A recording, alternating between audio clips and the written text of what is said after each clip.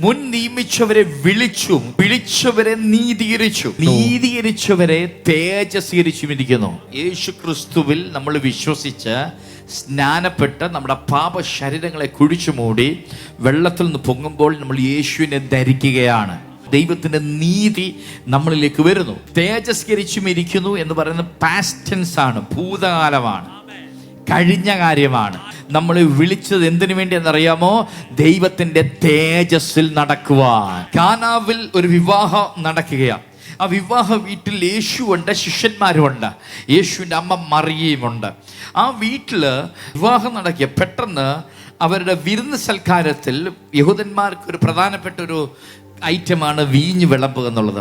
അപ്പോൾ വീഞ്ഞ് തീർന്നു പോയപ്പോൾ ആകെപ്പാടെ പ്രയാസം. വീട്ടുകാർക്കും മണവാളനും വിരുന്നുവാഴിക്കും വലിയ പ്രയാസമായി. കാര്യം പെട്ടെന്ന് ഇനി ഇത് ഉണ്ടാക്കിയെടുക്കാൻ അസാധ്യമാണ്, പെട്ടെന്ന് ക്രമീകരിക്കുവാൻ അസാധ്യമാണ്. അത് യേശുവിൻ്റെ അമ്മ മറിയ അറിഞ്ഞു.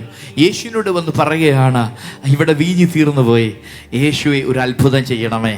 അവളുടെ വിശ്വാസമില്ല. അവൾ ഓടിച്ചെന്ന് ബാല്യക്കാരോട് പറഞ്ഞു, യേശു എന്തെങ്കിലും പറഞ്ഞാൽ അതനുസരിച്ചോ അത്ഭുതം നടക്കും. യേശു എന്തെങ്കിലും പറഞ്ഞാൽ അതനുസരിച്ചോ അത്ഭുതം നടക്കും. ആമേൻ. ബാല്യക്കാർ യേശുവിൻ്റെ അടുക്കൽ വന്നു. യേശുവിൻ്റെ അടുക്കൽ വന്നിട്ട് പറയുക, വീഞ്ഞ് തീർന്നുപോയി. ശരി. കർത്താവ് പറയുകയാണ്, വീടിന്റെ പുറത്ത് ശുദ്ധീകരണത്തിന് വേണ്ടി വെച്ചിരിക്കുന്ന കൽപാത്രങ്ങളിൽ വെള്ളം നിറയ്ക്കാൻ. ആമേൻ. നമ്മളിങ്ങനെ വായിക്കുന്നു, അവർ വെള്ളം നിറച്ചപ്പോൾ, കൽപാത്രങ്ങളിൽ വെള്ളം നിറച്ചപ്പോൾ, ഹല്ലേലൂയ, ഒരു അത്ഭുതം അതിനകത്ത് നടക്കുക. Praise God. വെള്ളം നിറച്ച ബാല്യക്കാരോട് യേശു പറയാ, ആമേൻ, കൊണ്ട് കൊടുക്ക, ആളുകൾക്ക് കൊണ്ട് കൊടുക്ക, വിരുന്നുവാഴിക്ക് കൊണ്ട് കൊടുക്ക. ആമേൻ.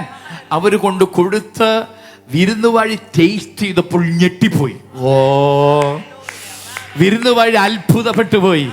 മണവാളനെ വിളിച്ചിട്ട് ചോദിക്കുക, ഇത്ര ടേസ്റ്റ് ഉള്ളത്, ഇത്ര ടേസ്റ്റ് ഉള്ള വീഞ്ഞ് എവിടെ നീ ഒളിപ്പിച്ചു വെച്ചോ?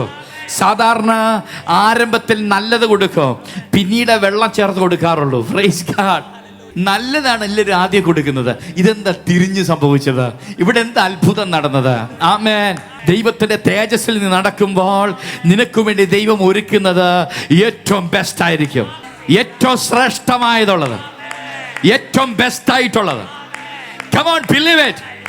Because I am in the glory of God. ഞാൻ ദൈവത്തിന്റെ തേജസ്സിലാകയാ. ഞാൻ ദൈവത്തിന്റെ തേജസ്സിൽ ജീവിക്കുന്നത് കൊണ്ട്, ഞാൻ ദൈവത്തിന്റെ തേജസ്സിൽ നടക്കുന്നത് കൊണ്ട് എനിക്ക് വേണ്ടി എന്റെ അപ്പൻ ഒരുക്കുന്നത്, എനിക്ക് വേണ്ടി എന്റെ അപ്പൻ ഒരുക്കിയിട്ടുള്ളത് ഏറ്റവും ബെസ്റ്റ് ആയിരിക്കും.